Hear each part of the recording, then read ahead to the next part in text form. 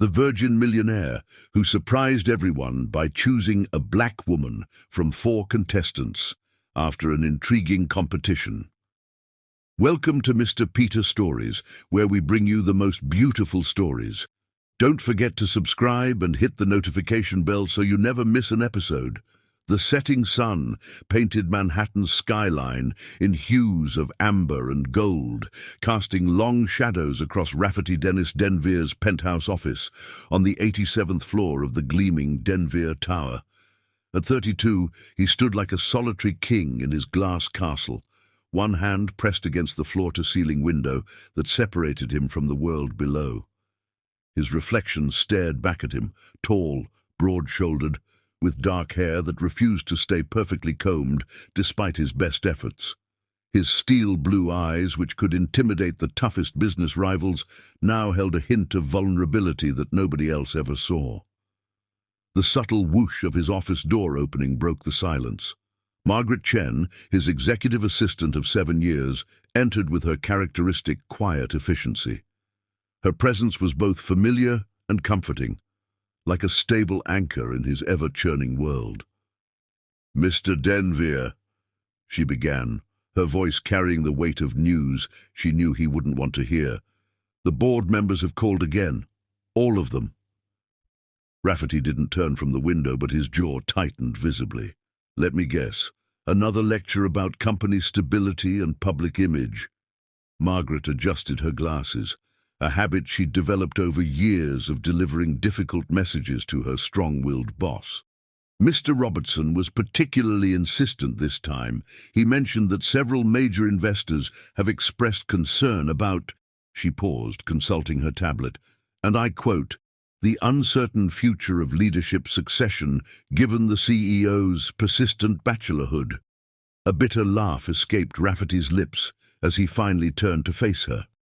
The last rays of sunlight caught the subtle threads of silver starting to appear at his temples, evidence of the stress he'd endured building Denvere Technologies from a garage startup to a global empire worth billions. Succession. "I built this company from nothing when I was 23. I coded our first prototype in my father's garage while everyone said I was throwing away my Oxford degree." His voice carried the weight of memories. Nights spent debugging code, days without sleep, the constant struggle to prove himself worthy of his family's name while forging his own path. The mention of his father made his chest tighten. Richard Denvere had been a titan of old money, a man who believed in tradition, propriety, and above all, the importance of family legacy. His dying words still echoed in Rafferty's mind. "Don't let our name end with you, son." Margaret set a stack of folders on his imposing mahogany desk. "There's more. The Charity Foundation Board is concerned that donations might be affected. They believe a stable family image would help secure more funding for the Children's Hospital project." Rafferty moved to his desk, picking up the top folder. Inside were profiles, dozens of them. Eligible women from prominent families, all carefully selected to be suitable matches for someone of his status.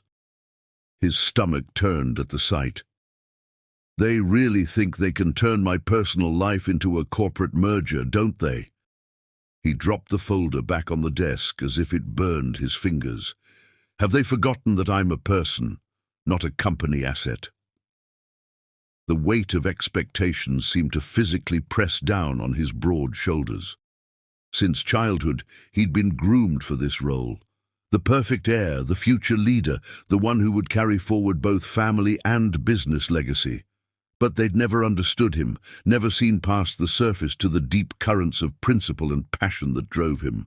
Moving to the small bar in the corner of his office, Rafferty poured himself 2 fingers of the scotch his father had given him when Denvere Technologies went public. He'd saved it all these years, occasionally pouring a glass when he needed to make major decisions. The amber liquid caught the dying light as he swirled it in the crystal tumbler. "Did I ever tell you why I've stayed single all these years, Margaret?" She shook her head, settling into one of the leather chairs across from his desk. After 7 years, she was more than just an assistant.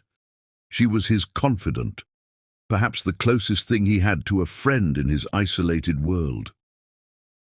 Everyone thinks it's because I'm too focused on work, or maybe they assume I'm playing the field privately. He took a sip of scotch, letting it warm his throat. The truth is, I saw what wealth and status did to relationships. I watched my mother turn into a shell of herself, trapped in a loveless marriage with a man who saw her as a suitable accessory to his success. I saw my sister marry a man who nearly bankrupted her trying to maintain the lifestyle he thought he deserved. Margaret listened silently, her usual professional detachment softening with understanding. I swore I'd never do that to someone, and I'd never let it happen to me. I've dated, yes, but every time I start to get close to someone... He trailed off, moving back to the window. The city lights were coming alive now, twinkling like earthbound stars.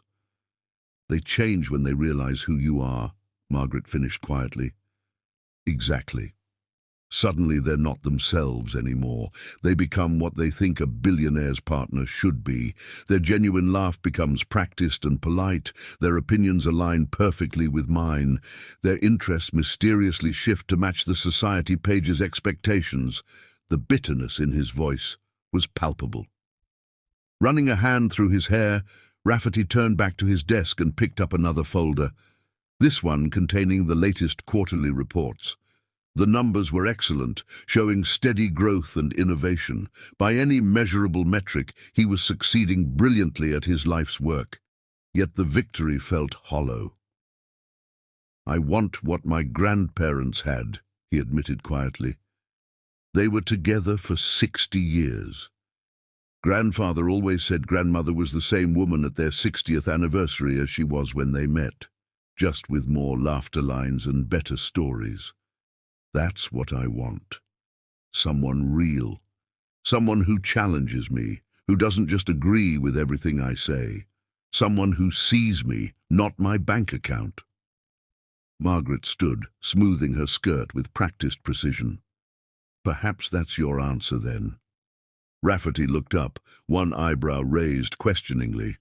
If you're tired of people changing when they know who you are, maybe it's time to find someone who doesn't know who you are at all. The idea hit him like a bolt of lightning, sending his mind racing with possibilities. Years of business strategy and problem-solving kicked in, forming the beginnings of a plan. Margaret, cancel my appointments for the next 2 weeks and get me everything you can find about how other wealthy individuals have found genuine relationships. Historical examples, case studies, everything. She was already typing on her tablet. Of course. And the board members? A slow smile spread across Rafferty's face, the kind that had preceded some of his most successful business ventures.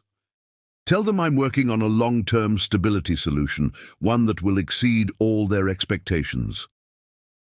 As Margaret left, Rafferty returned to the window, but his reflection showed a different man now. The weight of legacy still pressed down on him, but for the first time in years, he felt a spark of genuine hope. He would find love, but he would do it his way. No arranged meetings, no society matchmaking, no corporate mergers disguised as relationships. He would devise a series of tests, challenges that would reveal true character. He would find someone who loved him for himself, not his wealth or status. The city lights twinkled below, and somewhere out there, he knew, was the person who would see past everything he had to who he truly was. The search would be unconventional, possibly even controversial, but then again, he'd built his entire career on doing things differently. Pulling out his phone, he began to make notes, his mind already crafting the framework of his plan. It would be his most challenging project yet, finding true love in a world where everything had a price tag. But as he'd proven time and time again in business, the most valuable things were worth any price, any effort, any risk. The sun had fully set now, leaving him alone in his tower with his thoughts, his plans, and his hope for a future that held more than just success, one that held genuine love. Chapter 2. Glitter and Glass. The Metropolitan Museum of Art's annual gala sparkled with New York's elite, a sea of designer gowns and carefully crafted appearances. Rafferty adjusted his bow tie, feeling slightly uncomfortable despite his perfectly tailored Tom Ford tuxedo. This wasn't his usual scene. He preferred coding marathons and product launches to these social exhibitions. But tonight was different. Tonight was the beginning of his plan. Isabella Montenegro stood at the center of an admiring crowd, as she always did. Her midnight blue Valentino gown caught the light with every graceful movement, and her dark hair cascaded in perfect waves over one shoulder. She was, by any standard, stunning, the kind of woman who turned heads and graced magazine covers. More importantly, she was smart. With degrees from both Harvard and LSE, she managed her family's considerable charitable foundation with remarkable skill. Margaret had done her research well. Isabella's background check revealed no scandals, no hidden vices, just a solid reputation for grace under pressure and genuine philanthropic work. On paper, she was perfect. Perhaps too perfect. A small voice in Rafferty's mind whispered. "Mr. Denvere," a silky voice interrupted his thoughts. Isabella had materialized before him, her smile precisely calibrated between welcoming and mysterious. "I was hoping I'd find you here tonight." Rafferty returned her smile, noting how her eyes quickly scanned his appearance, lightly calculating the total cost of his attire. "Miss Montenegro, I hear your foundation's work with educational initiatives in South America has been remarkable." A flash of surprise crossed her features. Most men at these events didn't bother to know about her work. "You've done your homework, Mr. Denvere. Or should I call you Rafferty?" "Rafferty, please." He gestured toward the less crowded terrace. "Would you like to get some air? I'd love to hear more about your thoughts on integrating technology into educational outreach programs." The conversation flowed easily as they walked. Isabella was indeed intelligent, offering insights into global education that aligned surprisingly well with some of Denvere Technology's nascent projects. Yet there was something practiced about her responses, as if she were performing a role she'd rehearsed countless times. Over the next few weeks, their relationship developed with the same polished precision that characterized Isabella's entire life. Their dates made the society pages, dinner at Le Bernardin, opening night at the opera, weekends in the Hamptons. Isabella played her part perfectly, showing just enough interest in his work to seem engaged while maintaining an air of sophisticated independence. Rafferty watched and waited, looking for cracks in the perfect facade. He found himself enjoying her company more than he'd expected, but a nagging doubt remained. Everything felt choreographed, like a beautiful dance where both partners knew their steps too well. Then came the moment to implement his test. It began subtly. First, rumors carefully planted about potential problems with Denvere Technology's new quantum computing division. Then, strategic cancellations of high-profile social engagements.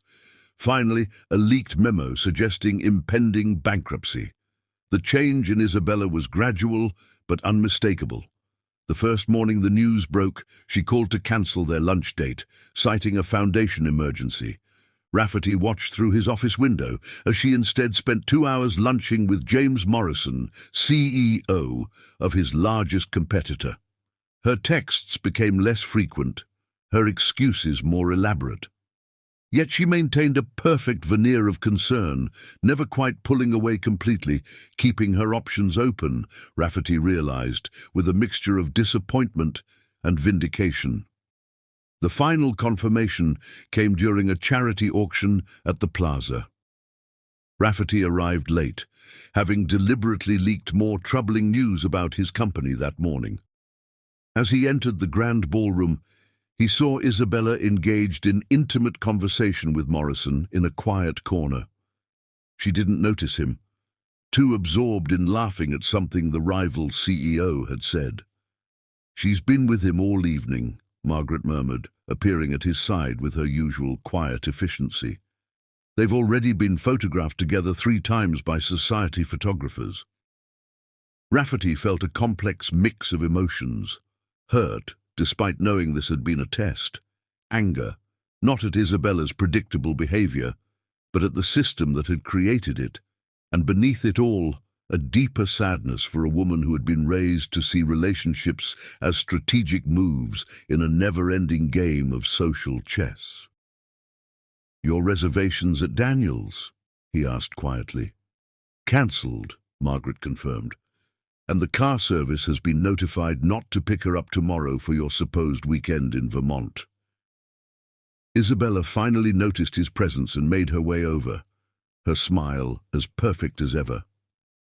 "Rafferty, darling, I've been so worried. These awful rumors." He cut her off with a gentle smile that didn't reach his eyes. "Don't worry, Isabella. The rumors about Denvir Technologies' financial troubles are completely false. In fact, we just secured a major government contract this morning. The company's value should triple by next quarter." He watched the series of emotions flash across her face: shock, calculation, and finally, an attempt at damage control. "Oh, darling, that's wonderful news. I knew everything would work out. Shall we celebrate?" "No need," Rafferty replied coolly. "I'm sure Mr. Morrison has already made dinner arrangements for you." The color drained from her perfect features. "Rafferty, I can explain." "There's nothing to explain." He kept his voice gentle, remembering that she too was a product of their world. "We both played our parts well, didn't we? You were the perfect society girlfriend, and I was the perfect catch. Until I wasn't. Now, if you'll excuse me, I have a company to run." As he turned away, he heard her call after him. "You were testing me, weren't you?" There was a new note in her voice. Respect, perhaps, or recognition of a player who had outmaneuvered her. Rafferty paused, but didn't turn back. "Weren't we both?" Later that night, alone in his penthouse, Rafferty poured himself a glass of scotch and pulled up the file Margaret had prepared on Isabella. He added a final note. Test failed, but perhaps the test itself was flawed. Looking for authenticity in a world built on appearances may be an exercise in futility. His phone buzzed with a text from Isabella. "For what it's worth, you're different from the others. The right woman will see that. Just don't forget that testing people pushes them to test you back." Rafferty sat with that thought for a long time, watching the city lights below. The first test had failed, but it had taught him something valuable. In his search for genuine love, he would need to be genuine himself. The question was, after a lifetime in this world of masks and mirrors, did he remember how? Margaret's voice came through the intercom. "Sir, should I begin preparations for the next candidate?" Rafferty took a deep breath, strengthening his resolve. "Yes, but this time let's try something different." Chapter 3. Hearts and Laws. The glass-walled conference room of Pierce and Montgomery law firm offered a commanding view of Central Park, but Rafferty barely noticed the scenery. His attention was fixed on Michelle Lawrence, the brilliant corporate attorney presenting her strategy for Denvir Technologies' upcoming green energy initiative. Her sharp mind and genuine passion for environmental law had caught his interest during their first meeting 3 weeks ago. Michelle was different from Isabella in every way. Where Isabella had been all polished sophistication, Michelle radiated intelligent intensity. Her charcoal grey suit was expensive but chosen for function over fashion, and her auburn hair was pulled back in a no-nonsense bun. As she walked the board through complex regulatory frameworks, her green eyes sparkled with genuine enthusiasm. "And that's how we can maximize both environmental impact and tax benefits," she concluded, clicking off her presentation. The board members nodded appreciatively, Michelle had a gift for making complicated legal matters accessible. After the meeting, Rafferty lingered behind. "Impressive work, Ms. Lawrence. You've clearly given this a lot of thought. Please call me Michelle." She gathered her documents, her movements precise and efficient. "And of course I have. Environmental law isn't just my specialty, it's my passion. When you have the chance to make real change in the world, you don't hold back." Something in her voice caught his attention.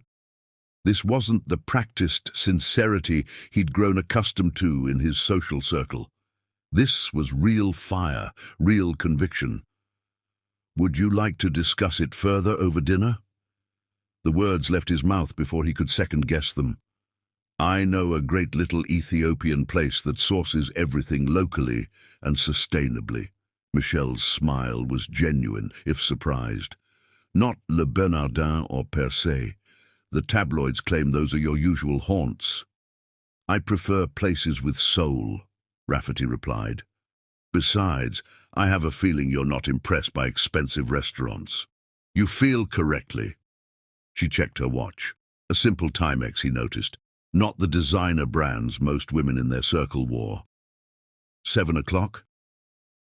That dinner turned into 3 weeks of increasingly frequent meetings.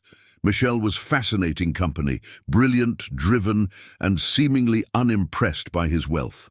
She challenged his views on corporate responsibility, argued passionately about environmental policies, and shared his vision for using technology to solve global problems. Rafferty found himself opening up about his hopes for Denver Technology's future. "I want to leave more than just profits," he confided one evening as they walked through Central Park. "I want to make a real difference." "That's what attracted me to you," Michelle admitted, her hand warm in his. "Not the billionaire playboy from the magazines, but the man who wants to change the world." For the first time since starting his search, Rafferty felt hope. Michelle seemed to understand him, to share his values. Even Margaret approved, noting how Michelle's presence had energized him. But Rafferty hadn't forgotten his mission to find genuine love. The test he devised for Michelle was subtle, more sophisticated than the false bankruptcy that had exposed Isabella's true nature. It began during a discussion about his latest philanthropic project, a children's hospital specializing in rare diseases. Michelle had shown genuine interest, offering legal advice on structuring the foundation. "The plans look amazing," she said, reviewing the blueprints in his office. "State-of-the-art everything." "Almost everything," Rafferty replied carefully. "We had to make some compromises to stay within budget." Michelle looked up sharply.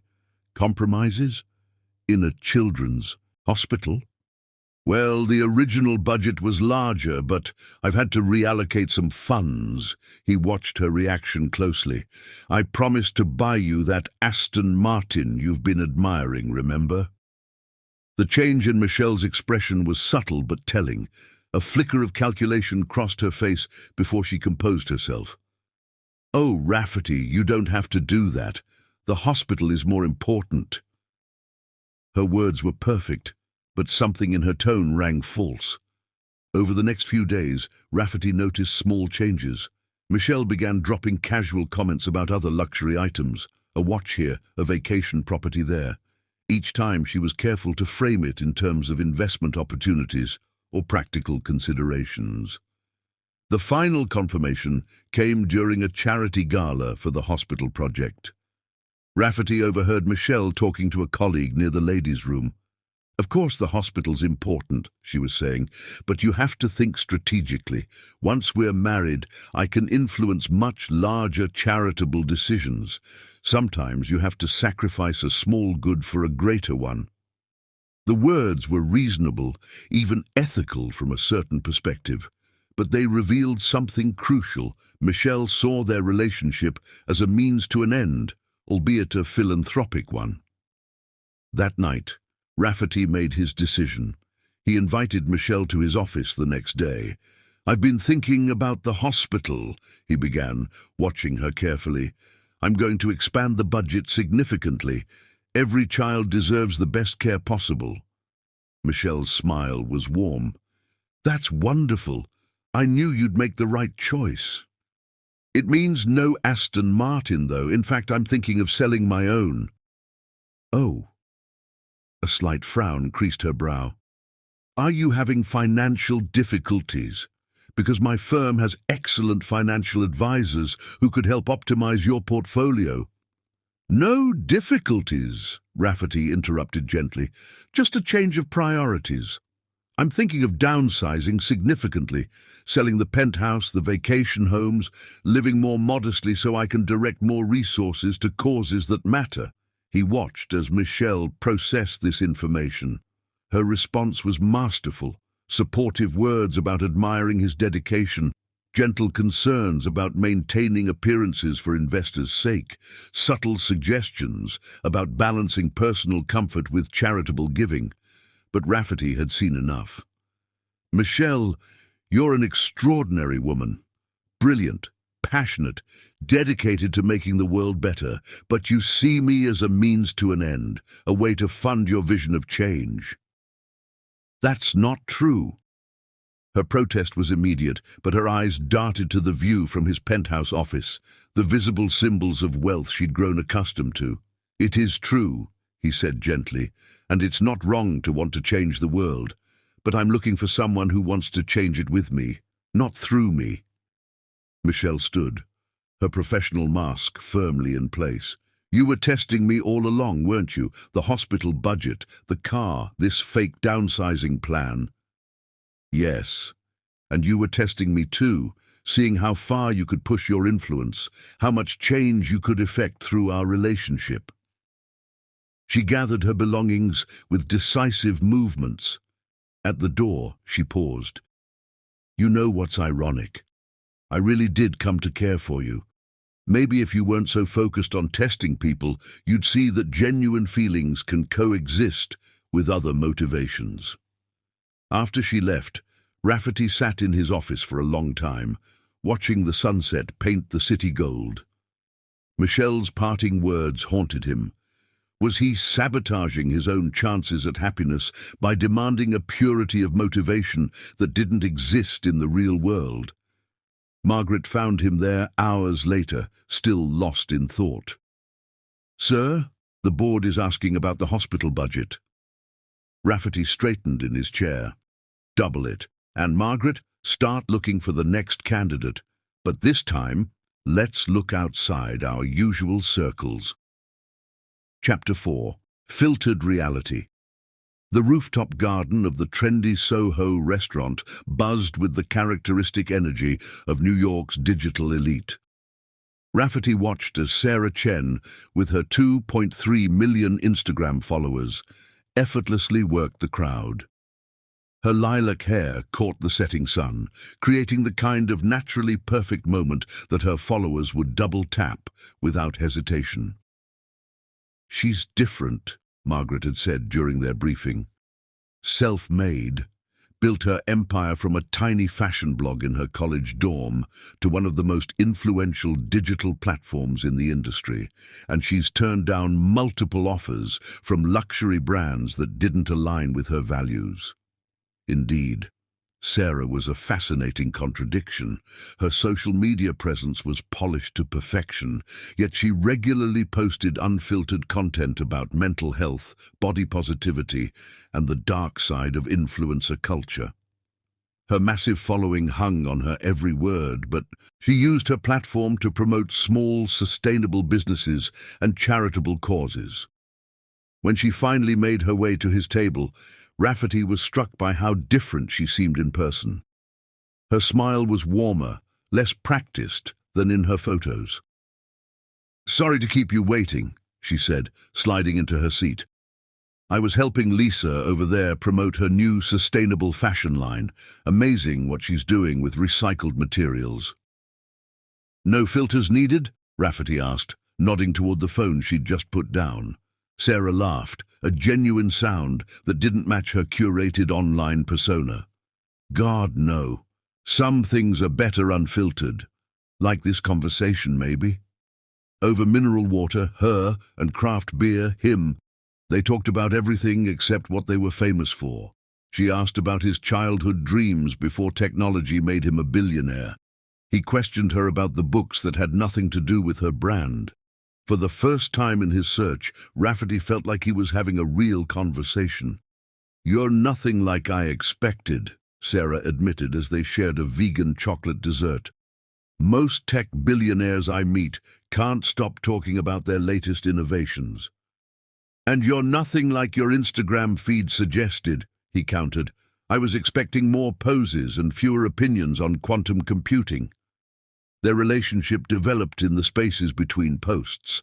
Sarah showed him her favorite hole-in-the-wall bookstore, where she bought physics books to read between fashion shoots. He introduced her to his secret passion for street photography. They had heated debates about artificial intelligence ethics over midnight pizza in his kitchen, but Rafferty hadn't forgotten his mission. Even as he found himself genuinely enjoying Sarah's company, he watched and waited. The signs were subtle at first. An extra second of posing when she thought he wasn't looking, a carefully casual mention of exclusive locations that would make great backdrops. The way her phone always seemed to be within reach. "You know what I love about you?" she said one evening as they walked through Washington Square Park. "You make me feel real, like I can just be myself." The words struck a chord, but something in her tone made him wonder which self she was being. The Sarah he'd come to know, or the Sarah her followers adored. His security team's report arrived 3 weeks into their relationship. Sarah had been documenting everything, not just in her public posts, but in private notes and draft blog posts. Working titles included "How to Date a Billionaire" and "The Real World of Tech Royalty." The discovery hurt more than he'd expected. Rafferty spent a long night reviewing the evidence. Hidden cameras in her designer bags, voice notes analyzed by his security team, detailed observations about his habits, preferences, and vulnerabilities. But what truly caught his attention were her personal journal entries, accidentally backed up to a cloud server his team had accessed. Day 23. "Sometimes I forget I'm supposed to be documenting this. He makes me laugh until my carefully applied makeup cracks. Is this what real feels like? No, focus. Remember the book deal."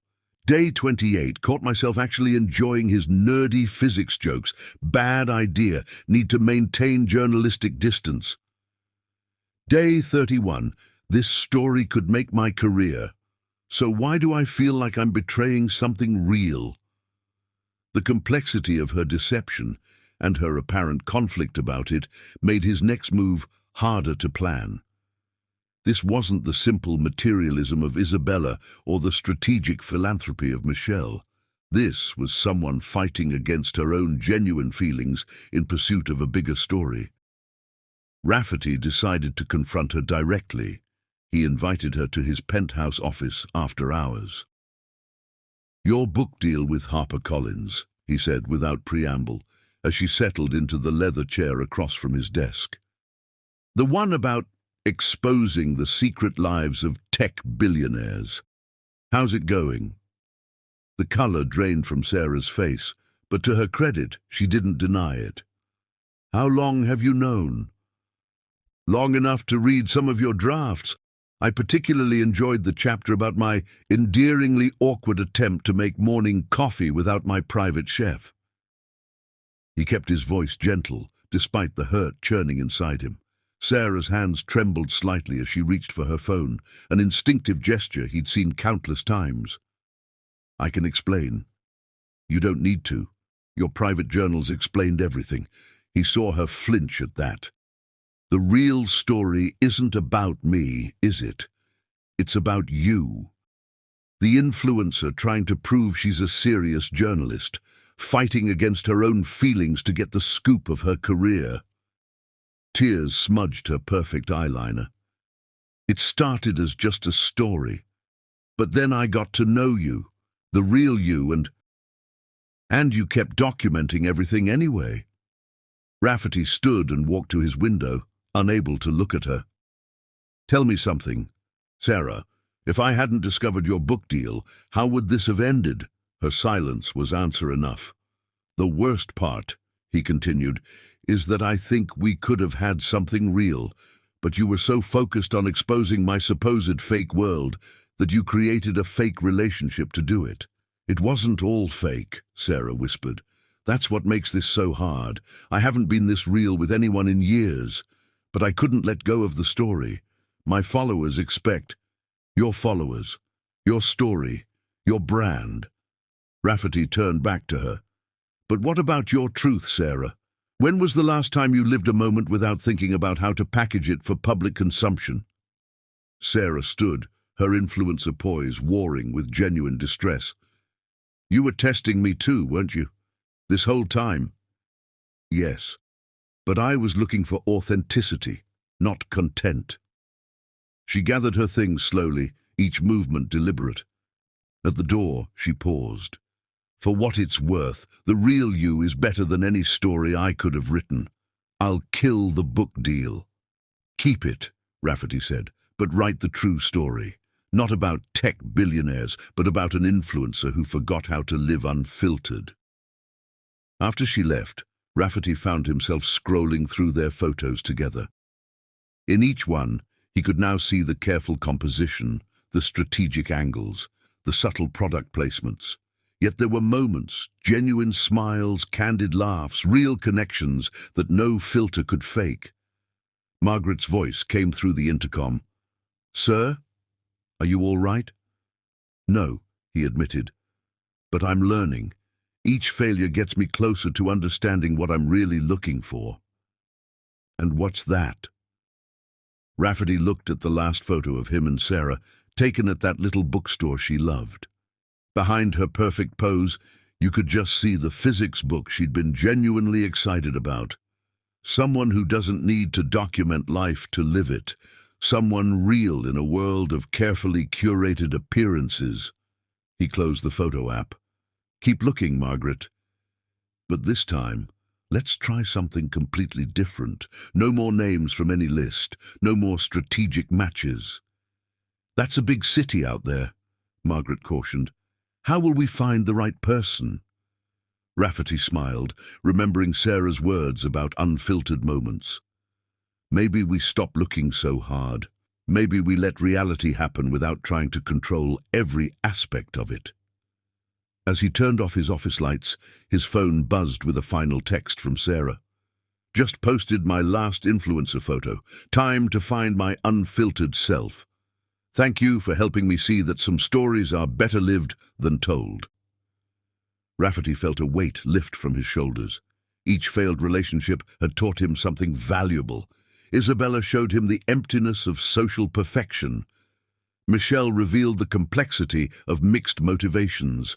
And Sarah had shown him that authenticity was possible, even in the most curated of worlds. Tomorrow, he would start fresh. No more tests, no more strategies.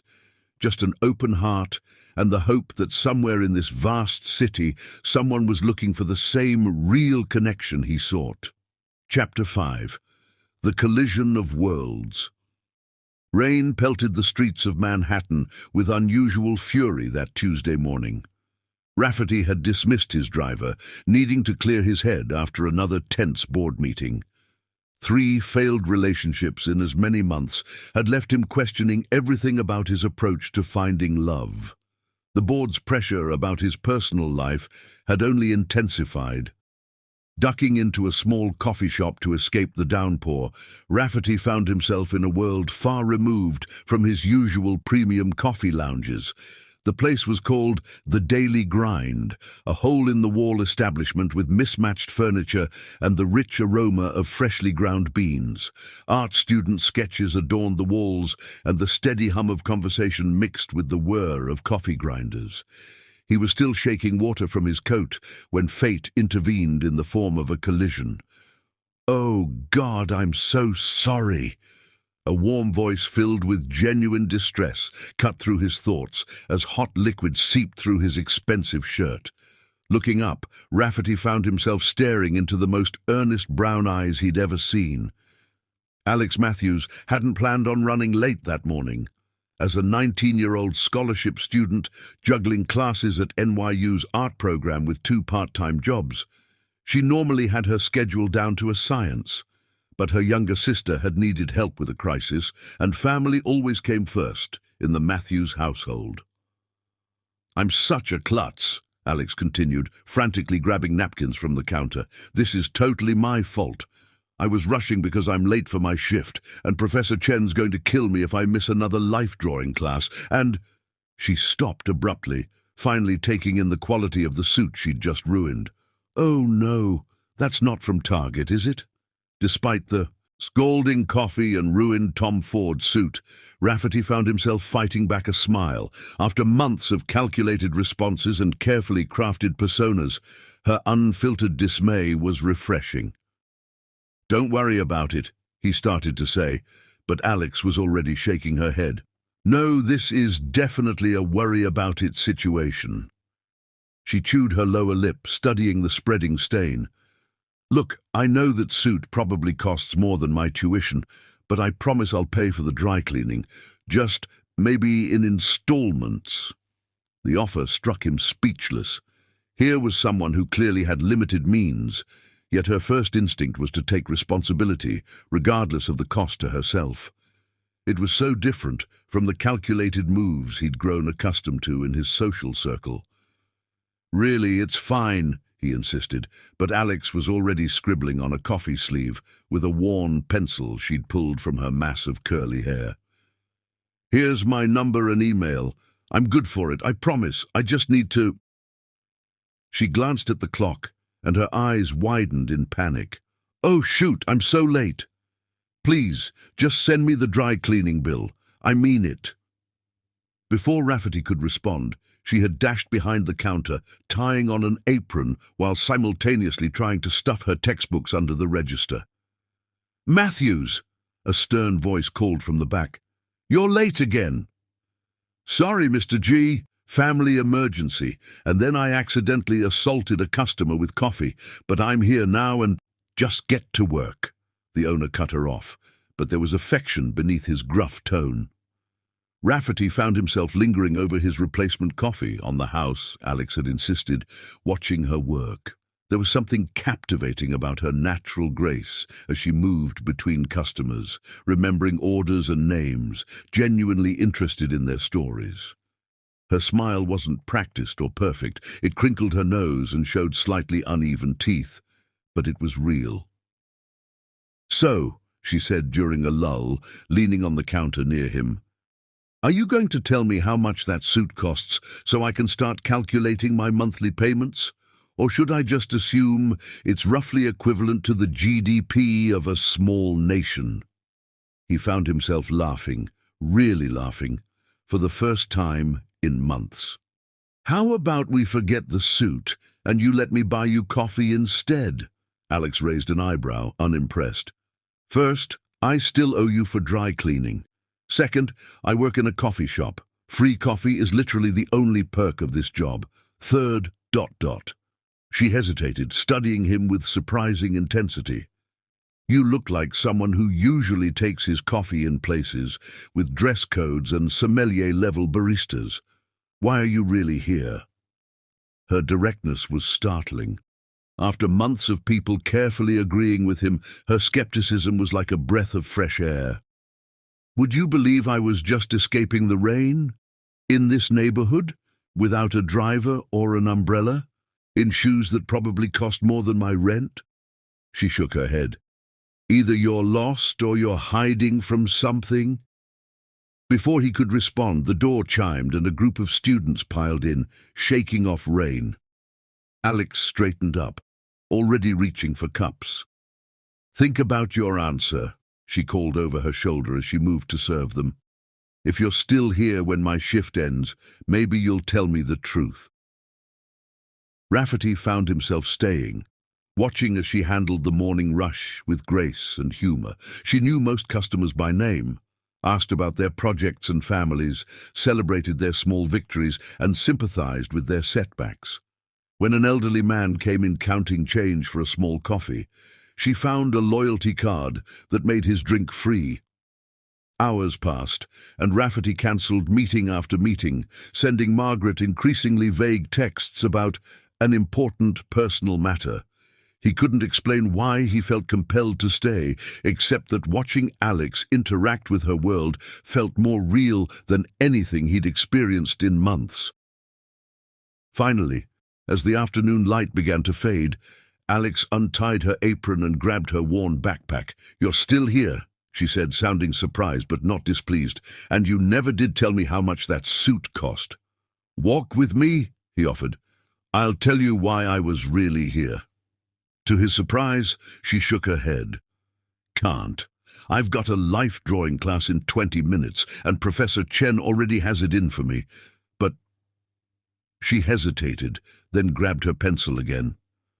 "Here's my real number, not just for dry cleaning.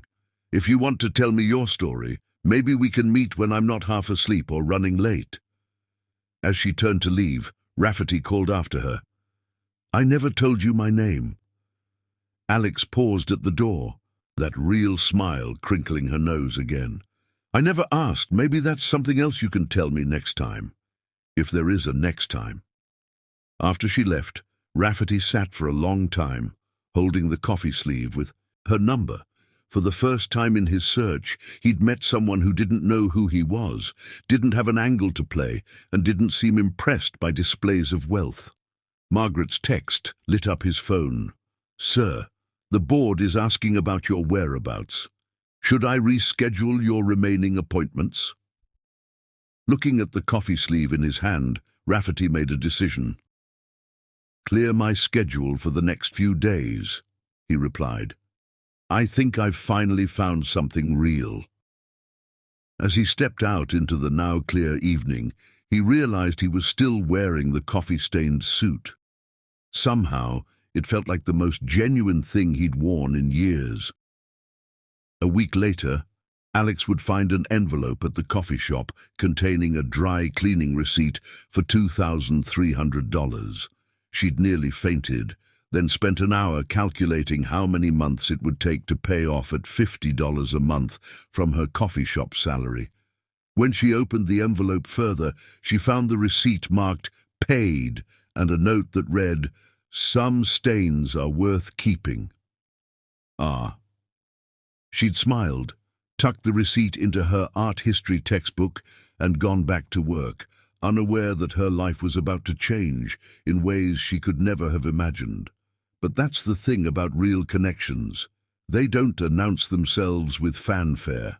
They just spill coffee on your shirt and offer to make it right, no matter the cost. Chapter 6.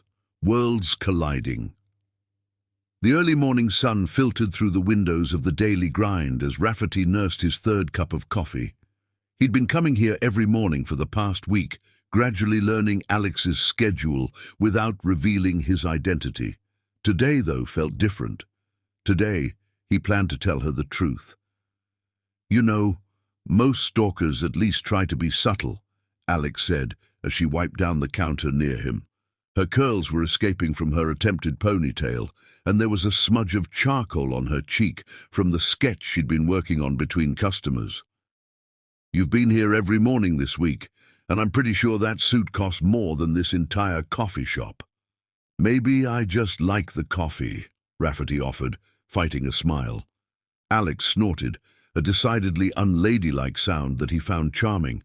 "Right, because billionaires regularly slum it in neighborhood coffee shops at 6 a.m. His heart stopped. "You know who I am?" "I do now." Her grin was triumphant. "I had my suspicions when you didn't blink at that dry cleaning bill, but that just confirmed it. Rafferty Dennis Denvere, tech genius and notorious bachelor. My roommate has a whole conspiracy theory board about why you're still single." To his surprise, she didn't seem impressed or intimidated by his identity. If anything, she seemed amused. "So why didn't you say anything?" he asked, genuinely curious. Alex shrugged, moving to refill his cup. "Figured you had your reasons for playing regular guy. Besides, it was kind of fun watching you try to act normal about our coffee prices." The morning rush began to trickle in, and Rafferty watched as Alex transformed into a whirlwind of efficiency, calling out orders and chatting with regulars. She treated everyone the same: the suited professionals, the struggling artists, and the construction workers, with genuine warmth and interest. "My shift ends in 20 minutes, she said during a lull. "If you want to explain why a billionaire is stalking a coffee shop barista, I know a great hot dog stand in the park." Those 20 minutes felt like an eternity. When Alex finally emerged from behind the counter, she'd changed from her coffee-stained uniform into paint-splattered jeans and a worn NYU sweatshirt. Her curls were now completely free, forming a wild halo around her face. They walked to Washington Square Park in comfortable silence. Alex bought them both hot dogs, my treat, billionaire boy, and they found a quiet bench away from the morning crowds. "So," she said, taking a bite of her hot dog, "spill, and I don't mean coffee this time." Rafferty found himself telling her everything, about the board's pressure, his failed attempts at finding genuine love, the elaborate tests he'd devised. Alex listened without interrupting, though her expressive face showed every reaction. "Let me get this straight," she said when he finished. "You've been testing women to see if they love you for yourself and not your money? That's kind of messed up." Her bluntness startled a laugh out of him. "When you put it that way." "I mean, I get it," Alex continued, wadding up her hot dog wrapper. "It must be hard not knowing if people are being real with you. But did you ever think that maybe by testing them, you're not being real with them either?" The observation hit him like a physical blow. "I never thought of it that way." "Of course you didn't. You're too busy playing chess master with people's emotions." There was no judgment in her tone, just frank honesty. "So what's the test for me?" "Pretending to be poor. Seeing if I'll still like you without the billions." "There is no test," Rafferty said quietly. "Not anymore. That's why I've been coming here every day, trying to figure out how to just be real with someone." Alex studied him for a long moment, her brown eyes serious. "Okay, here's the deal. I'm going to challenge your views, disagree with you when you're wrong, and never pretend to be impressed by your wealth. I'm also probably going to spill more coffee on you because I'm genuinely clumsy. If you can handle that, maybe we can be friends." Just friends. The words slipped out before he could stop them. A hint of a smile played at her lips. "Let's start there. I have trust issues too, you know. Not everyone with walls built them out of gold." They spent the next few hours talking about everything and nothing. Alex told him about her family, her single mum working 2 jobs to support her and her younger sister, her dreams of becoming an art therapist for troubled kids, her side gig teaching art at a community center. In turn, Rafferty shared stories about his childhood, his passion for coding, and his hopes for using technology to make the world better. For the first time in years, he felt like himself, not the billionaire CEO, not the eligible bachelor, just a man talking to a fascinating woman. "I should get to class," Alex said eventually, checking her phone. "Some of us still have to earn our degrees the old-fashioned way." "Can I see you again?" Rafferty asked, trying to keep the eagerness from his voice. Alex pretended to consider it. "Well, I work every morning except Sundays, and you seem to know my schedule already, stalker." Her smile softened the teasing. "But if you want to see the real me, come to the community center tomorrow afternoon. I teach art to kids from 3 to 5. Fair warning, you might get paint on those fancy suits." "I'll wear something expendable," he promised. "There's no such thing in your wardrobe, is there?" She shook her head, laughing. "Just be real, okay? Those kids don't need a billionaire's charity. They need someone who sees them." As she turned to leave, Rafferty called after her, "You're extraordinary, you know that." "Nope," she called back over her shoulder. "I'm just real. Try it sometime." Later that night, in his penthouse office, Rafferty found himself sketching on a notepad, something he hadn't done since college. The sketch was rough, just a quick capture of Alex's laugh, but it felt more valuable than any of the priceless art on his walls. Margaret found him there, still sketching. "Sir, the board is asking about the charity gala next week. They're hoping you'll bring a date." Rafferty looked at his sketch of Alex's unruly curls and genuine smile. "Tell them I'm working on my people skills." "The young lady from the coffee shop?" Margaret's tone was carefully neutral. "She's different, Margaret. She doesn't care about any of this." He gestured to his luxurious surroundings. "She cares about real things, her family, her students, her art. She challenges me, makes me think, makes me want to be genuine instead of strategic." "That sounds uncomfortable, sir." "It is," Rafferty smiled, "and it's exactly what I need." As he prepared for bed that night, his phone buzzed with a text from Alex. "Those kids tomorrow? They're going to see right through you if you're not authentic. They're way smarter than your board members. Better practice being real tonight. PP." For the first time in his search for love, Rafferty felt like he was the one being tested, and somehow that felt exactly right. Tomorrow, he would walk into that community center not as a billionaire CEO, but as just another person who wanted to make a difference in children's lives. He fell asleep, wondering what color paint would end up on his expendable clothes, and for once, the thought of imperfection made him smile. Chapter 7. True Colors. The community center's art room was a riot of color and chaos. Children's artwork covered every available wall space. Paint splatters decorated the floor like abstract expressionism, and the air smelled of tempera and possibility. Rafferty stood in the doorway, wearing the most casual clothes he owned, which Alex immediately noticed were still designer brands. "Really?" She raised an eyebrow at his casual outfit that probably cost more than her monthly rent.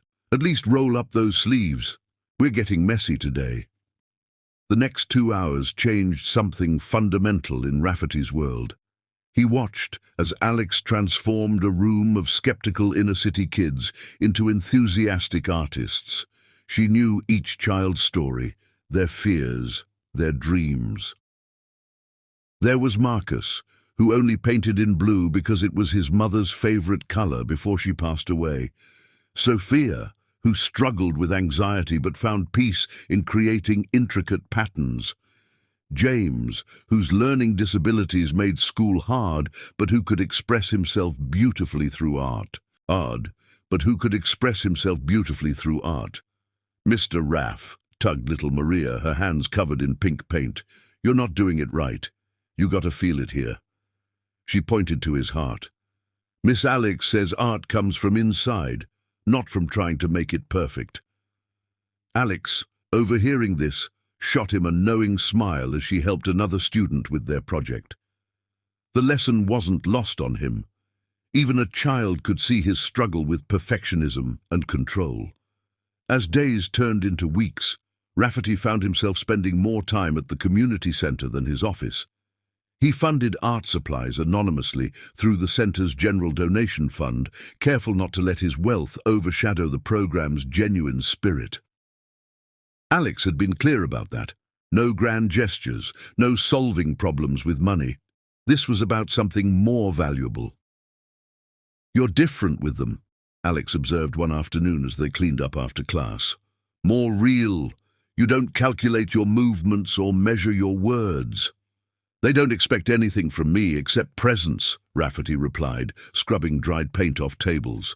"It's freeing." Their own relationship developed in these in-between moments. Cleaning brushes, walking to the subway, Alex refused to let him send a car, sharing dollar slices at her favorite pizza place. She challenged his perspectives on everything from corporate responsibility to the best way to eat a New York bagel. But reality had a way of intruding. One evening, as they sat on the steps of the Metropolitan Museum after her shift at the coffee shop, Alex noticed something odd. "That man across the street," she said carefully. "He's been following us all day, hasn't he?" Rafferty tensed. He'd hoped she wouldn't notice his security detail. "Alex, I can explain." "No need." Her voice was quiet but firm. "I understand you need security. What I don't understand is why you didn't trust me enough to tell me." "I didn't want to remind you of the differences between us," he admitted. "The differences." Alex stood up, her usual warmth replaced by something harder. "You mean like how you can solve any problem with money while I count quarters for subway fare? How you have people watching your every move while I walk home alone at night after work? Those differences." "Alex, please." "No, let me finish. I thought we were building something real, but you're still playing games, still controlling everything. The only difference is now you're doing it to protect me instead of test me." The truth in her words stung. "What do you want me to do?" "I want you to be honest about everything. The good, the bad, the complicated. I want you to trust that I can handle the reality of your world without you trying to shield me from it." Before he could respond, a sleek black car pulled up to the curb. Margaret stepped out, looking apologetic. "Sir, there's an emergency board meeting. The takeover attempt." Alex's eyes widened. "Takeover attempt? Is that why you've been getting all those urgent calls you've been ignoring to spend time with me?" The guilt on his face was answer enough. "Oh my God!" Alex ran her hands through her curls in frustration. "You've been risking your company while playing art teacher. Are you insane?" "The company doesn't matter if I can't find something real in my life," Rafferty argued. "Something real? Those are people's jobs, Rafferty. Your employees' livelihoods. You can't just—" She stopped, taking a deep breath. Go to your meeting. But when you're done, we need to talk about what rule actually means." "Alex, wait. You need to be CEO right now, not the guy who helps kids with finger painting. I need to think." She turned and walked away, ignoring his calls after her.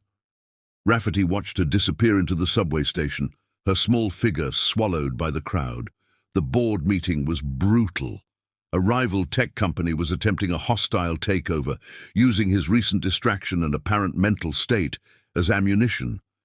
They had photos of him painting with children, serving coffee behind the counter at the Daily Grind, riding the subway, all presented as evidence that he was unfit to lead. "The shareholders are concerned," Robertson, his lead board member, stated. "This dalliance with a coffee shop girl."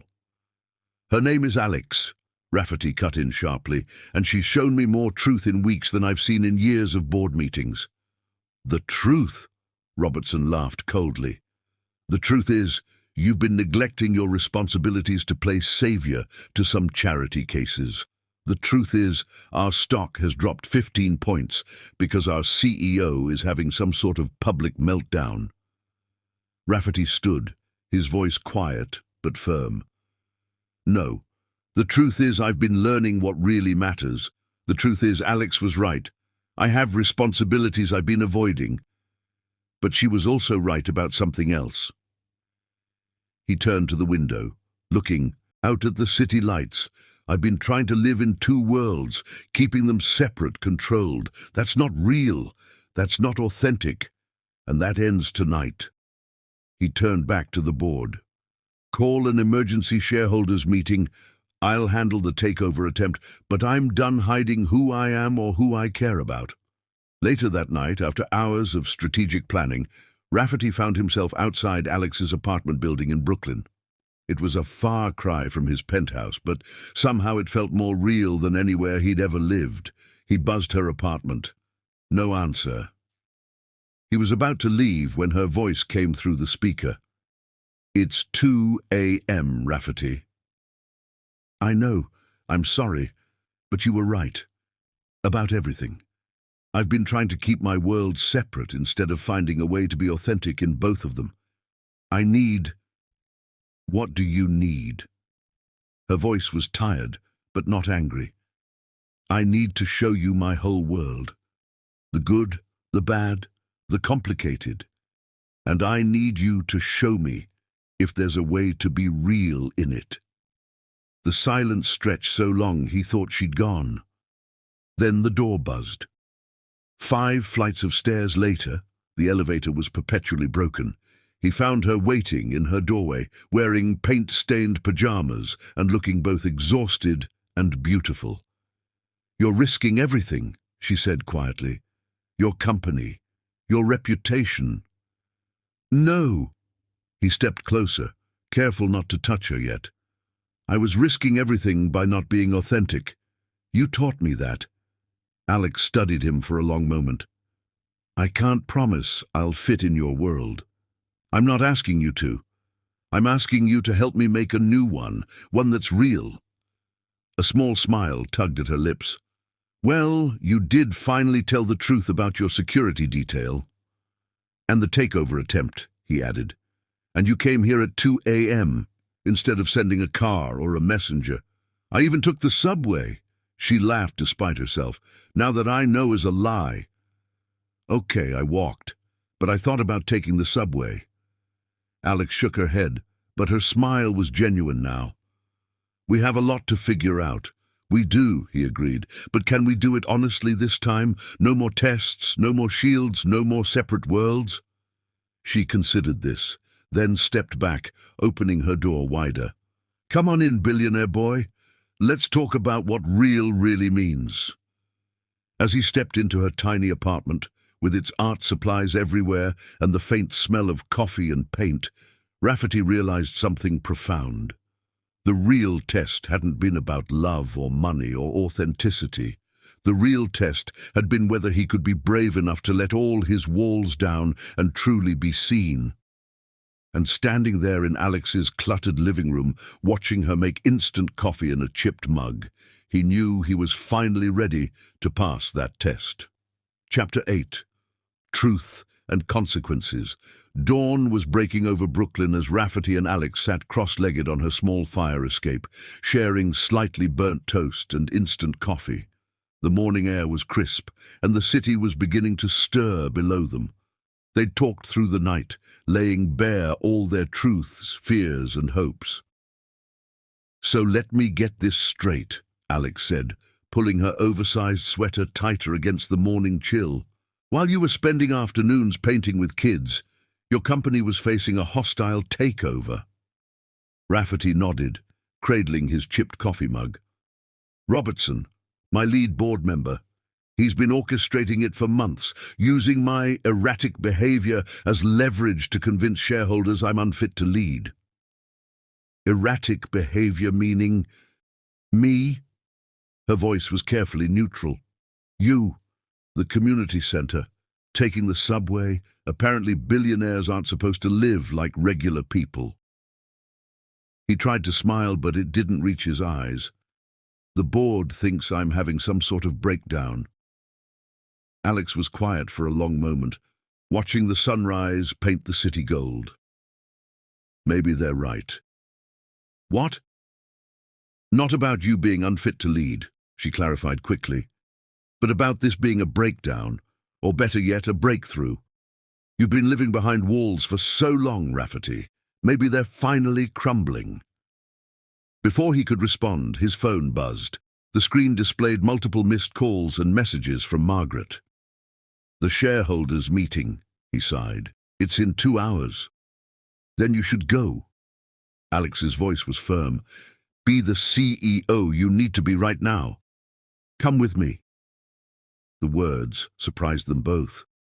Alex stared at him, her toast forgotten in her hand. "What?" "Come to the meeting. Not as my girlfriend or a prop to prove something, but as my reality check. My anchor to what's real." "Rafferty." She shook her head. "That's your world. The suits, the boardrooms, the power plays. I don't belong there. But that's exactly why I need you there." He turned to face her fully.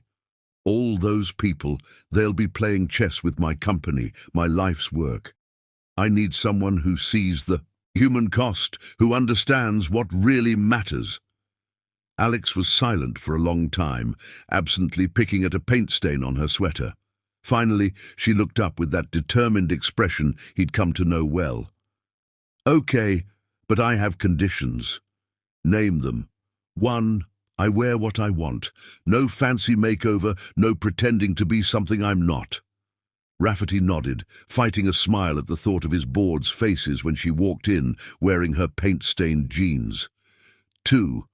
I'm not there as your girlfriend or your trophy or your proof of sanity. I'm there as someone who cares about the real impact of corporate decisions on real people. Agreed. 3. Her voice softened slightly.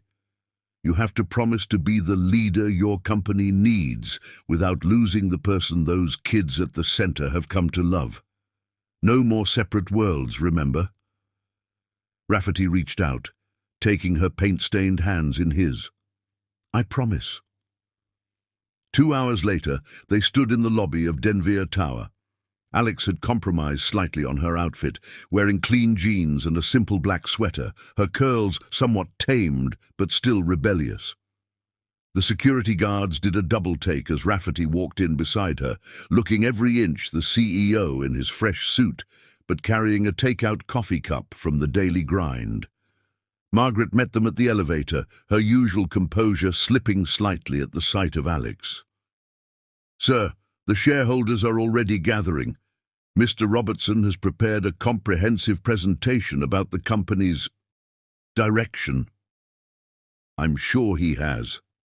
Rafferty's voice was steel wrapped in silk. Make sure there's a seat for Alex in the front row. The boardroom was packed with shareholders, board members and executives. A tense hush fell as Rafferty entered with Alex at his side. He could see Robertson's carefully concealed surprise and the whispers that rippled through the crowd. Before we begin, Rafferty said, taking his place at the head of the table, I want to introduce someone. This is Alex Matthews. She's not a shareholder or an executive. She's an art teacher, a barista, and the person who helped me remember why I started this company in the first place. Robertson cleared his throat. Mr. Denver, with all due respect, this is a shareholders' meeting, not a social event. You're right, Rafferty agreed, his voice carrying to every corner of the room. This is about the future of Denver Technologies, and that's exactly why Alex needs to be here. Because while you've been plotting takeovers and measuring stock prices, she's been showing me what our technology actually means to real people. He clicked a remote, and the presentation screen came to life. Images filled the screen. Children at the community center using Denver's educational software, small businesses thriving with their point-of-sale systems, hospitals implementing their healthcare technology. This is what we build for, Rafferty continued. Not stock prices or market share, but real impact on real lives. Yes, I've been spending time in a coffee shop and teaching art to kids, and you know what I learned? I learned that our small business software is too complicated for the average user. I learned that our educational platforms aren't reaching the communities that need them most. I learned that while we've been chasing corporate clients, we've been ignoring the people our technology was meant to help. Alex watched from the front row, her heart swelling with pride as Rafferty commanded the room. This was a side of him she hadn't seen before, the visionary leader who could balance power with purpose. For the next hour, Rafferty laid out his vision for the company's future. He acknowledged his recent unconventional behavior, but turned it into a strength, showing how his experiences had given him fresh insights into their market and mission. When Robertson finally presented his case for the takeover, it fell flat. His arguments about Rafferty's fitness to lead seemed hollow in the face of such clear purpose and passion.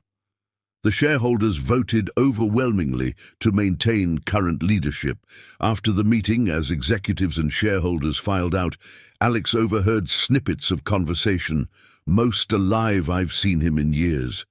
Finally seems human. Maybe we needed this wake-up call. Robertson approached them last, his expression unreadable. Well played, Rafferty. The girl, the humble act, the social conscience. Brilliant strategy.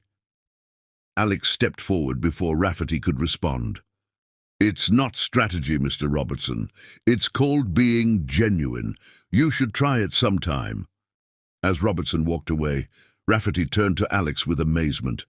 Did you just sass one of the most powerful men in tech? Well, someone had to tell him, she grinned. So, billionaire boy, did you mean what you said about changing the company's direction? Every word. He took her hand. Which is why I need your help. Our educational software division needs someone who understands both art and impact. Someone real. Alex's eyes widened. Are you offering me a job? I'm offering you a chance to make a difference. On your terms, no strings attached. Keep teaching at the center, keep working at the coffee shop if you want. But help me make sure we never lose sight of the real people we're building for. Tears sparkled in her eyes, but her voice was steady. You know this won't be easy. I'm still going to challenge you, disagree with you, make you see things from different perspectives. I'm counting on it, he smiled. No more tests, remember? Just real life with all its complications and chaos and coffee stains. Alex looked around the sleek boardroom, then back at Rafferty. Well, this place could use some art on the walls and maybe a decent coffee maker. Is that a yes? She stood on tiptoe and kissed him softly. That's a let's figure it out together. As they left the boardroom hand in hand, Margaret fell into step beside them. Sir, the press is asking for a statement about the meeting and your personal life. Rafferty looked at Alex, who shrugged. Tell the truth. It's worked pretty well so far. And so, as they walked through the lobby of Denver Tower, him in his perfect suit, her in her paint-stained jeans, they were no longer two people from different worlds. They were just two people who had found something real in a world of illusions. The morning sun streamed through the glass doors, and somewhere in the distance, a new day was beginning at the daily grind. Life wasn't perfect, but it was authentic, and that made all the difference. Chapter 9. The Chase. The autumn rain fell steadily over New York City, drumming against the windows of Rafferty's penthouse office. 3 months had passed since the shareholders' meeting, and while Denver Technologies was thriving under its new direction, something else was falling apart. Alex hadn't spoken to him in 2 weeks. It started with small things. Missed coffee dates, cancelled art classes, brief texts instead of their usual long conversations. At first, Rafferty attributed it to their busy schedules. Alex was finishing her degree while helping revolutionize their educational software division. He was implementing sweeping changes throughout the company, but then came the charity gala that changed everything. The event was meant to launch Denver Technologies' new initiative, bringing art and technology education to underfunded schools. It was Alex's project, her vision. She had poured her heart into it for months. Everything needs to be perfect, Rafferty had insisted, watching his event planners transform the Metropolitan Museum of Art into a showcase of technology and creativity. This is Alex's moment. What he didn't realize was that in his determination to make the evening perfect, he had slowly taken over every aspect of the project. The simple, community-focused event Alex had envisioned had morphed into a high-society spectacle. He found her in the museum's Greek and Roman wing an hour before the gala, still wearing her paint-stained jeans and NYU sweatshirt. "Alex, what are you doing? The guests are arriving. Your dress is waiting in the changing room." She stood before an ancient statue, her expression unreadable. Did you know this statue was originally painted in bright colors? Over time, the paint wore away, leaving just the marble. Everyone thinks classical statues were meant to be pure white, but they were actually vibrant, messy, real. "Alex, we don't have time for art history lessons. The press is waiting. The donors..." "The donors?" She turned to face him, and he saw tears in her eyes. This was supposed to be about the kids, Rafferty. Their art was supposed to be displayed alongside the technology demos. Where are their paintings? We have a digital display of their work, he explained. It's more professional, more controlled, more perfect, more you. She shook her head. You promised no more separate worlds, but you're still trying to polish everything until it shines. You're still trying to control how people see us, see me. That's not true. I just want to give your project the best possible platform. My project? Her laugh was bitter. This stopped being my project the moment you turned it into another billion-dollar showcase. These kids don't need crystal chandeliers and champagne fountains. They need people to see them, really see them. She started to walk away, but he caught her arm. Where are you going? To the community center. The kids are having their own art show tonight, with real paintings on real walls. That's where I belong. Alex, please. All these people are here to support your vision. No, they're here to be seen, supporting your vision of my vision. There's a difference. She gently pulled away from him. You're still living in two worlds, Rafferty. You've just gotten better at pretending they're one. She disappeared into the crowd, leaving him standing alone among the ancient statues. The next 2 weeks were agony. Alex stopped coming to the office, sending her project updates through colleagues.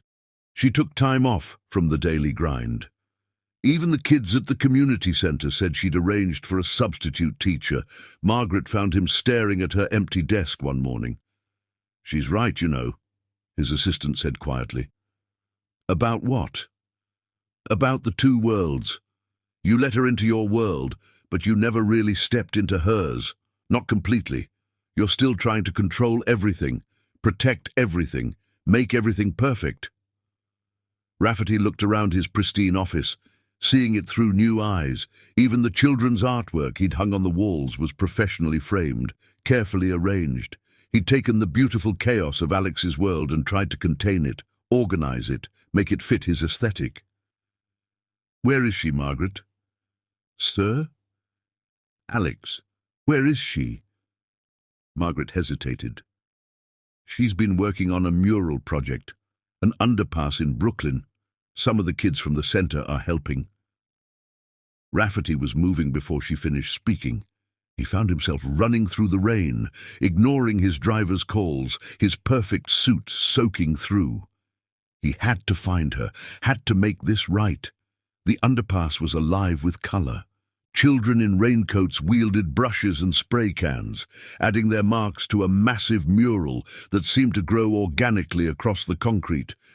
And there was Alex, her curls wilder than ever in the rain, helping a small girl reach a high spot.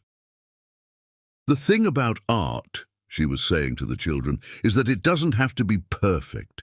It just has to be real. Like this?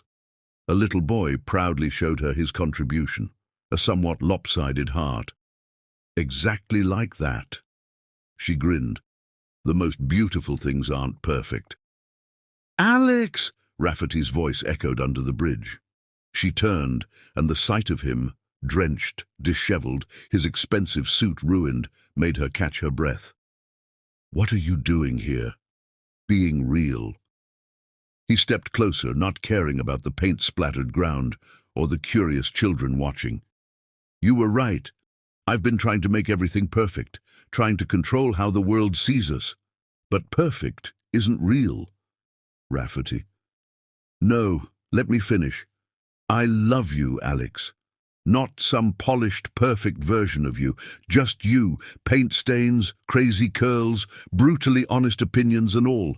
And I need to know if you can love me. Not the billionaire, not the CEO, but the mess of a man who's standing in the rain, probably ruining a $5,000 suit, trying to tell you that he's finally ready to live in one world. Your world. The real one. The children had gone quiet, watching this scene unfold like their favorite TV drama. Alex looked at him for a long moment, then picked up a paintbrush heavy with blue paint. Prove it." "What?" She gestured to the mural. "Add something, right now. No planning, no perfection, just create." Rafferty looked at the wall, then at the waiting children, then back at Alex. Slowly he took off his suit jacket and rolled up his sleeves. "I haven't painted since I was a kid," he warned. "Perfect." Alex handed him the brush. "Be a kid again." And there, in front of a group of amazed children and the woman he loved, Rafferty Dennis Denvere, CEO of a billion-dollar tech company, painted a messy, imperfect, absolutely real blue elephant on a Brooklyn underpass. When he finished, he turned to Alex, blue paint streaking his white shirt. "How's that for real?" Her smile was like the sun breaking through rain clouds. "It's perfectly imperfect. Like us." She stepped closer, not caring about the paint. "Like us." The kids broke into cheers and applause as they kissed, and someone, probably little Maria, took the opportunity to add some purple polka dots to Rafferty's elephant. Later, as they sat on the curb, sharing hot chocolate from a street vendor, Alex looked at him seriously. "You know this doesn't fix everything. We still have a lot to figure out." "I know." He looked at his ruined clothes, then at the joyful chaos of the mural behind them. "But for the first time, I'm ready to figure it out without trying to control the outcome. No more perfect plans, no more separate worlds. Just real life. Just real life. With all its messy, beautiful, imperfect moments." A small voice interrupted them. "Mr. Raff." It was Maria, holding out a paint-covered hand. "We're adding stars next. Want to help?" Rafferty looked at Alex, who nodded encouragingly.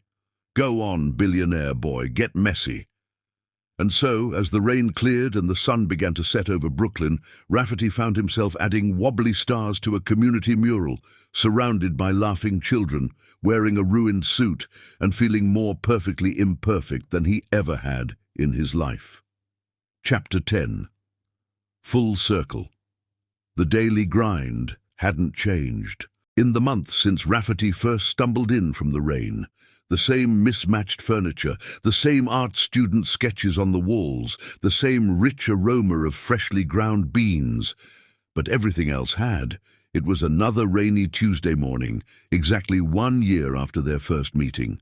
Rafferty arrived early before the morning rush, wearing a simple button-down shirt and jeans. No designer labels this time, he'd learned. Mr. G, the owner, nodded in recognition as Rafferty started mopping the floor. "She'll be here in 10 minutes. Always runs a little late on Tuesdays."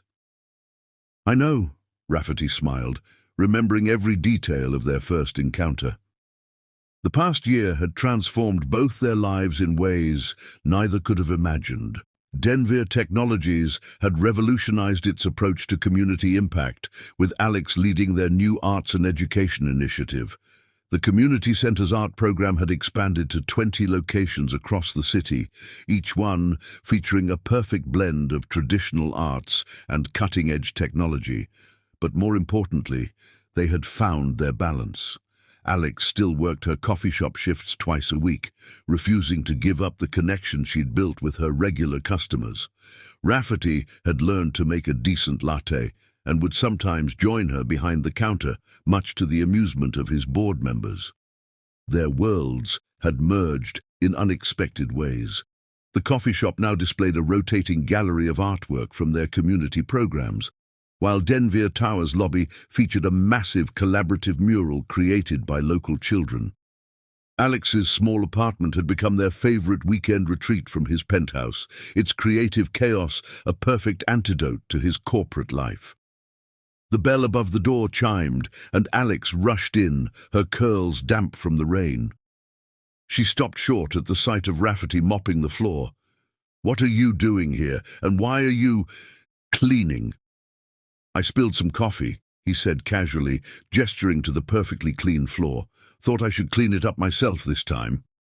Alex's eyes narrowed suspiciously. "You're wearing the same color shirt as that day." "Am I?" He tried to look innocent, but his smile gave him away. "You're recreating our first meeting." She shook her head, but he could see her fighting a smile. "That's simultaneously the most romantic and most ridiculous thing you've ever done." "More ridiculous than painting a blue elephant in the rain?" "The elephant had character," she defended, moving behind the counter to tie on her apron, "even if someone did add purple polka dots." "Maria confessed it was her," Rafferty said, leaning on the mop. "She's quite proud of her artistic contribution to my first public artwork." Alex's laugh was interrupted by the arrival of the morning rush. They fell into their familiar rhythm, her taking orders and chatting with regulars, him attempting to help without getting in the way. The customers were used to seeing the billionaire CEO serving coffee by now, though it still made the occasional news headline. During a lull, Alex found him organizing the coffee cups with the same intensity he usually reserved for corporate acquisitions. "You know," she said, "a year ago, if someone had told me I'd be dating a billionaire who moonlights as a barista and paints with kids, I'd have thought they were crazy. If someone had told me I'd find true love by getting coffee spilled on me, I'd have ordered more dry cleaning," he countered. The morning passed in a blur of customers and coffee, just like any other Tuesday. But Rafferty had a plan, one that didn't involve perfect timing or elaborate setups. As Alex's shift neared its end, he found her in the back storage room, inventorying supplies. The fluorescent lighting was harsh, the space cramped and distinctly unglamorous. Perfect. "Hey," he said softly, "remember when you told me some things are better unfiltered?" She turned, a bag of coffee beans in her hands. "Every day." "Why?" Rafferty took a deep breath. "Because I've been carrying this around for weeks, waiting for the perfect moment." He pulled a small, worn velvet box from his pocket. "I was going to do this at sunset on top of the Empire State Building, or during the charity gala next week, or in Paris during the tech conference. But then I realized perfect isn't our style." Alex's eyes widened as he opened the box, revealing not a massive diamond, but a simple Art Nouveau ring with a small sapphire. It looked vintage, loved, real. "This was my grandmother's," he explained, "the one who stayed the same person for 60 years of marriage. She gave it to me before she passed, said to save it for someone real." "Rafferty." Alex's voice was barely a whisper. He knelt on the storeroom floor, not caring about his jeans or the coffee beans that had spilled earlier. "Alex Matthews, you spilled coffee on me and changed my life. You taught me that real love isn't about perfect moments or grand gestures. It's about being genuine, being messy, being true. Will you marry me? Not the billionaire CEO, but the guy who paints wonky elephants and can't make a decent latte to save his life?" Tears sparkled in her eyes, but her laugh was pure joy. "You really want to do this here, in the storage room surrounded by coffee beans and cleaning supplies?" "It's where our story started. Well, not this exact room, but close enough. Besides, when have we ever done anything the conventional way?" Alex looked at the ring, then at him, her smile radiant. "Yes, yes to marrying you. Yes to more messy moments. Yes to everything. As long as you promise to keep being real with me." "Always," he promised, slipping the ring onto her finger. It fit perfectly, just like their imperfect love. The storeroom door burst open, and Mr. G stood there with a knowing smile. "About time. The regulars have been taking bets on when you'd pop the question." "Did anyone bet on in the storage room?" Alex asked, laughing through her tears. "Maria did," Rafferty admitted. "She said it had to be somewhere real." They emerged to find the coffee shop full of their favorite people, the morning regulars, kids from the community center, even Margaret and some board members, all waiting, all celebrating, all part of the beautifully messy world they'd created together. As they shared their news, accepting congratulations and hugs, Alex pulled Rafferty aside. You know this means our wedding will have to be perfectly imperfect, he finished. I'm counting on it. Maybe Maria can add polka dots to my tux. And the board members will just have to accept that their CEO is marrying a coffee shop barista who keeps him real. He kissed her softly. Speaking of which, don't you have a class to teach? Alex checked the time and groaned. Professor Chen is going to kill me late again. Some things never change. Rafferty smiled. Go. I'll clean up here. You sure? It's kind of a mess. He looked around at the coffee shop, at the spilled beans and scattered cups, at the morning sunlight streaming through the windows, at the mismatched furniture and the art on the walls. Then he looked at Alex, with her messy curls and paint-stained fingers and his grandmother's ring. It's perfect exactly as it is. As Alex rushed off to class, just like that first day, Rafferty picked up the mop again. He had a multi-billion-dollar company to run, a board meeting in 2 hours, and 1,000 decisions to make. But right now, he was just a man cleaning up coffee beans, looking forward to a lifetime of perfectly imperfect moments with the woman who had taught him the true meaning of wealth. The morning sun broke through the clouds, and somewhere in the city, an elephant with purple polka dots watched over a group of children, adding their own colors to the world. Life wasn't perfect, but it was beautifully, wonderfully real. And that made all the difference. Thank you for requesting a reflection on the story's lessons. Let me share some meaningful takeaways for people facing similar situations. For wealthy individuals, true love can't be tested or controlled. It has to be experienced authentically. Rafferty learned that his elaborate tests were actually preventing him from forming genuine connections. Real relationships require vulnerability. Wealth can become a shield that prevents genuine emotional intimacy. Being willing to show your true self, flaws and all, is essential. Living in two worlds doesn't work. Trying to maintain a perfect public image while seeking authentic love creates barriers to genuine connection. Integration of all aspects of life leads to more fulfilling relationships. For people dating across economic divides, stay true to your values. Alex never compromised her principles or tried to fit into Rafferty's world. Her authenticity was what ultimately helped them both grow. Don't let financial differences define the relationship. Focus on shared values, genuine connection, and mutual respect rather than material disparities. Be honest about your concerns. Alex openly challenged Rafferty when she felt he was trying to control things or living inauthentically, which helped them build trust. For everyone seeking love, perfection is the enemy of genuine connection. Real love thrives in imperfect moments and grows through challenges. Trust must be given to be received.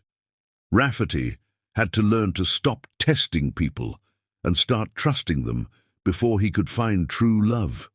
True wealth isn't measured in dollars. The story shows how emotional richness, authentic connections and community involvement create more fulfilling lives than material success alone. Motivational messages. Don't change yourself to fit someone else's world. Find someone who appreciates your authentic self. Real love can bridge any divide when both people are willing to be genuine and grow together. Community and purpose are essential, parts of a fulfilling relationship. Rafferty and Alex's love grew stronger through their shared commitment to helping others. It's never too late to change your perspective and open yourself to genuine connection. Sometimes the most meaningful relationships start in unexpected ways and challenge our preconceptions. The story ultimately teaches us that love isn't about finding someone perfect or creating perfect circumstances. It's about finding someone who makes you want to be your most authentic self and grow together through life's messy, beautiful moments. For both wealthy individuals and those dating across economic divisions, the key is to focus on authentic connection, shared values, and mutual growth rather than external factors or societal expectations. When we let go of trying to control everything and embrace genuine connection, we create space for real love to flourish. One promise, one subscribe. If you loved this video, keep the promise and hit that subscribe button for more.